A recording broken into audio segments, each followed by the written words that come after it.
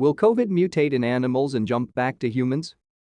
A new variant of the coronavirus found in white-tailed deer in Canada was later discovered in a person who lived nearby and had contact with the deer population, according to a recent study. The researchers say it's possible the deer transmitted the virus to the human.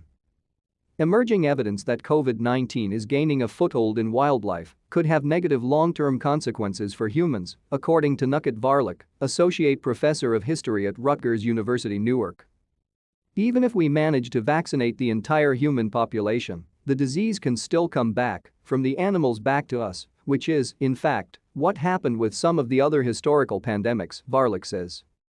So, in the long term, I don't think COVID can be eradicated, to be honest. To stay up to date with latest top stories, make sure to subscribe to this YouTube channel by clicking the button above this video. 6 out of every 10 infectious diseases in people are zoonotic, meaning they pass between species, from animals to humans. Examples of zoonotic viruses include the flu, West Nile virus, the plague, rabies and Lyme disease. The coronavirus outbreak has been linked to a market in Wuhan, China, where live animals were slaughtered on site. And although the virus is classified as zoonotic, no animal reservoir of the disease has been found. Any new COVID-19 variant that animals might pass back to humans has the potential to mutate into something totally new. It's definitely going to evolve differently in an animal than it will in a human, says Cody Warren, a virologist and immunologist who is a postdoctoral fellow at the University of Colorado Boulder. Now we have what we're considering a human virus trying to evolve to grow in an animal, and so, it's going to undergo its own unique evolutionary trajectory in that animal.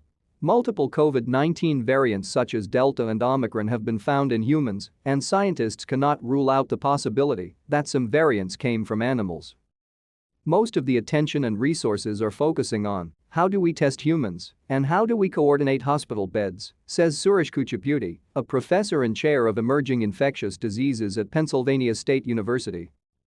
But, in this process, we haven't really been looking at animals. That's why we have a lot of missing links to trace back the origins of these viruses.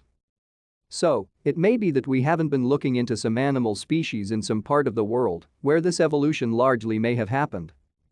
We have lots of gaps in connecting the dots.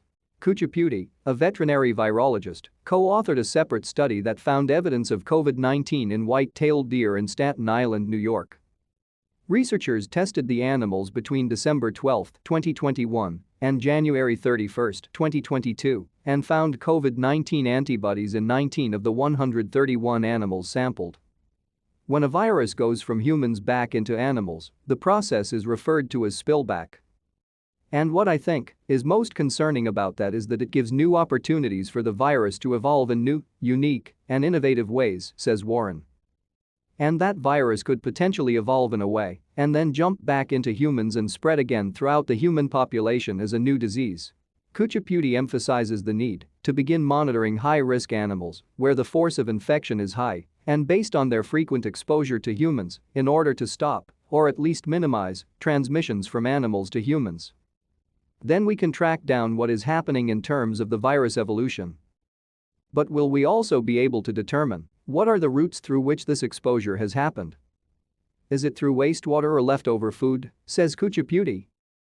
Although we found deer have the virus, it is not entirely clear how the free-living deer that don't really come close to humans typically are picking up the infection. Right now, there is no coordinated, concerted effort nationally or internationally to address the problem of COVID-19 in animals, according to Kuchipudi. But he is hopeful that is changing. The American Rescue Plan provides $300 million for the monitoring and surveillance of animals believed susceptible to COVID-19. I see a lot of momentum happening, Kuchipudi says. A lot of relevant people recognize this as a problem. And I think most federal and state agencies are very seriously discussing looking into this.